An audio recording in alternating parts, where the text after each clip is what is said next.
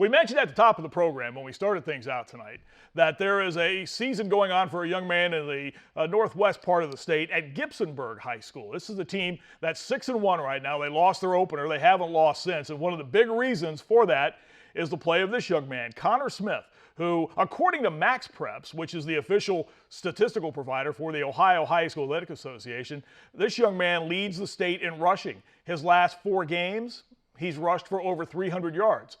In each of those last 4 games, 1,952 yards by my rudimentary math and looking at the Max Prep site as far as the numbers he has put up. He's a state wrestling champion, he's a senior, and Connor Smith will be visiting with us, and there he is right there. Connor, good to see you. We thank you for taking some time. I know you're getting your senior pictures done this afternoon, right? Yeah. Well, we appreciate you stepping out from that and joining us here. As I mentioned, we'll talk about your numbers in your season here in a moment, as any good running back will do, and you certainly fall into that category. Your credit right away goes to your teammates and your offensive line, and I would imagine that's with all the success you've had this season, Connor, that's probably where you put all of the praise right now, isn't it? Yeah, of course. I mean, those guys up front, they're big. They block every play. I mean, we run the wing tee, so every play they're doing all the dirty work up front. So it's just me hitting the hole and running from there, making a move or something like that. But those guys are great up front. Why don't you give those guys a shout out? If you can just give a quick yell to those guys, I know they would appreciate it. Yeah, I mean, left tackle, Dylan Rodriguez, left guard, Sam Hansen, Seth Sportius, right guard, Martin Meyerholtz, and then right tackle, Camden Wagaman. Well, you said you run the wing tee, and that formation of offense is one where when it starts rolling, it's very hard for a defense to get a foothold because more than anything, that type of offense, it kind of runs downhill, doesn't it? I mean, when you start pounding the football, you really put a defense on its heels, don't you? Yeah, I mean, it's a kind of chew the clock offense. So, like, once you have the ball, if the defense isn't going to stop you, then you can have the ball for a whole quarter and then score, and then it makes it tough for the opposing team to even be in the game at that point. And that's been one of the reasons for your success, as I mentioned. If I'm not mistaken, you dropped your opener, and you haven't lost since. And rolling along at 6-1 right now, has that been really the big part of why you've won these last 6 games? Is you're doing a pretty good job of keeping the opponent's offense off the field? I think so. I think we focus on, I mean, we need to be on the field on offense as much as possible. So, like, we'll take the ball in the beginning of the game when we can, if we win the toss or something like that. But, I mean, we try to stay on offense as long as we can and get the ball as much as we can. Because, I mean, our defense, they're younger, and a lot of guys are less experienced, so it's better when our offense is on the field. Being a smaller school, do you have a lot of guys playing both sides of the football? And do you play both sides of the ball? Yeah. I mean, we have, I think, 6 or 7 guys that play both ways all the time. I mean, all the time. So it's tough. We only have like 28 kids out. Wow, only 28. Wow. Does that make it hard in practice? Or can you do the things you need to do in practice with those numbers so low? We make it work. We have guys that fill in. Some of our coaches sometimes have to fill in spots, but it does make it tough with only 28 guys. And a lot of times, some of those guys either are out for a day because of an injury, or some of them are sick and stuff like that. And then it makes it tough. Like this week, we've had a couple of days where it was tough because we had a couple of guys sick, and then it was hard to run a scout defense or a scout offense. And it makes it tough. When the season started, as I mentioned, dropping your opener, and then you haven't lost since. Going into this season, what were the expectations for the Gibsonburg team? Did you guys feel you could do what you're doing right now?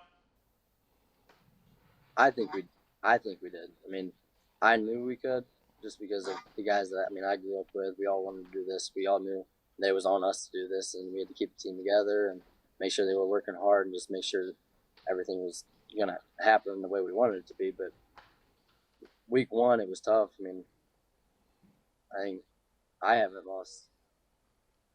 I don't think I've lost Idle Hills in high school or whatever, but we lost, and then it was more of like get the team back together, focus on what we can focus on, move forward, learn from it, and then pursue what we want to pursue, which is a league title and winning out from there. You talked about the low numbers and the guys you've played with for a long time. I would imagine, again, being a smaller school, the guys you play with now are guys you've played with since probably, I would guess Little League football. That would have to help, I think, in your bonding and your trust in your teammates, doesn't it? Yeah, I mean, it helps a lot. I've been playing with these guys since like third grade, and I mean, I've always been the little guy, and then some of these guys have grown up and become really big linemen and stuff like that. And it's cool because like I've been with them like my whole life, so it's that bond. Like even on the field, so if something goes wrong, it's like, okay, I've been around them. Let's just make sure we move past that. I mentioned the numbers you put up this year. Are you aware of what you're doing on a per game basis? Do you know after the game that you've gone over 300 yards rushing? Do you care? I mean, I'll just be getting in the locker room, and if we win, it's like not a celebration, but it's just like smiles with the guys and a little bit of dancing and stuff like that. But and then I'll get on the bus, and my brother will text me because he's an assistant coach or something like that, and he'll figure out the stats. And I'll just be like, wow, like I mean, I don't really care that much. To me, it's about winning for the team, and I'm just doing my part, I guess. But it's cool to see, but at the same time, as long as we're winning, I mean, numbers don't mean much to me.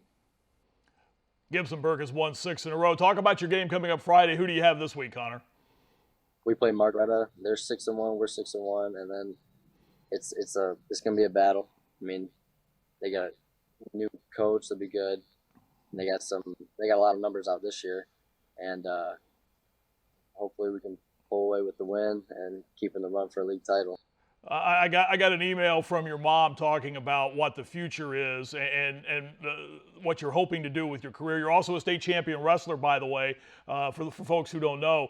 I want to ask you a question about your future, but I want to delve back to the wrestling real fast in this. I've talked to a lot of guys who play both those sports, football and wrestling, and they see a lot of similarities in the preparation and the mindset you have to have with football and wrestling. Do you see the same thing? Yeah, for sure. I mean, you gotta stay mentally ready throughout that whole day, throughout the week coming up. Like you gotta prepare right. You gotta everything. I mean, wrestling is such a tough sport, and then it basically like your mindset from each sport rolls over to the next. So like it's kind of like always staying ready and always being mentally prepared, so you can achieve what you want to achieve. How disappointing was it in 2020 to have the wrestling tournament canceled? It was I mean, I was practicing. I think I practiced 3 days, and then I did my practice in the wrestling room. And I got back in the shower and I walked in the room because we were just about to leave for the state tournament. And my coach was like, "Yeah, they canceled it." And I was like, or they postponed it at that point. And I was like, "Why?" Because I had no food time. And then everything else came out that day, and it was kind of crazy. And I mean, my brother made the state the year before, and then he was a state alternate that year. So, I mean, him being a senior and me being a freshman, it was gonna be nice to go down there with them and just, I mean, see what we could do. But, and then it eventually being canceled, it was disappointing. But I think after it got postponed, it was kind of leaning towards that way. I could tell that was gonna happen.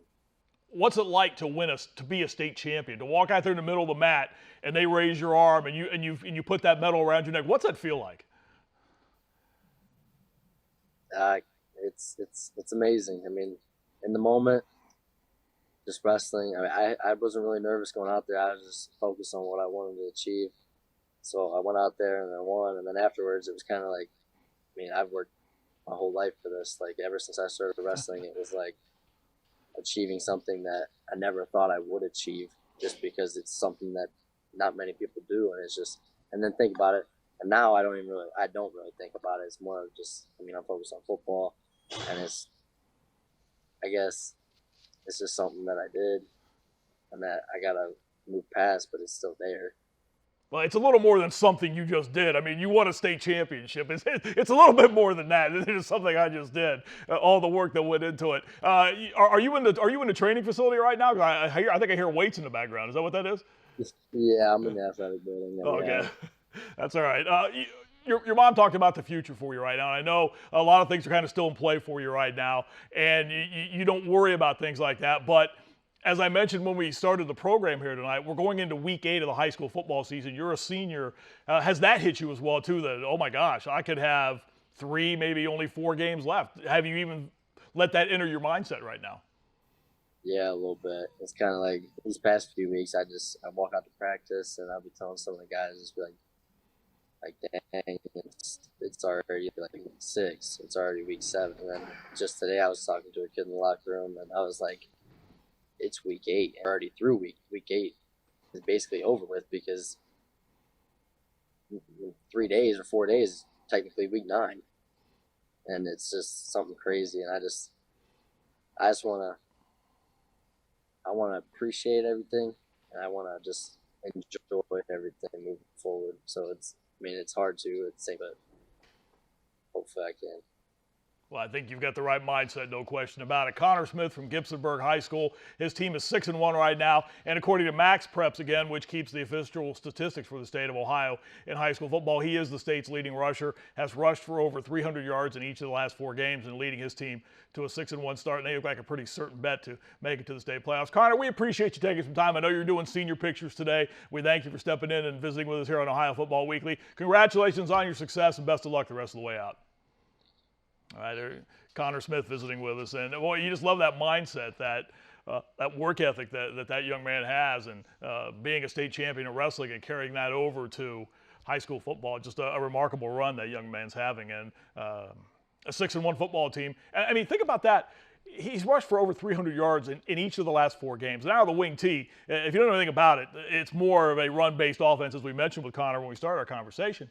But you can really just take an opponent out of the game with that. And for the smaller schools in the state of Ohio, that type of formation is very effective when you have a guy like that that's toting the football for you, where you can just use your offense as your best defense in a lot of respects and just push teams all over the field. And Connor having a tremendous season, and we certainly appreciate him visiting with us here on Ohio Football Weekly.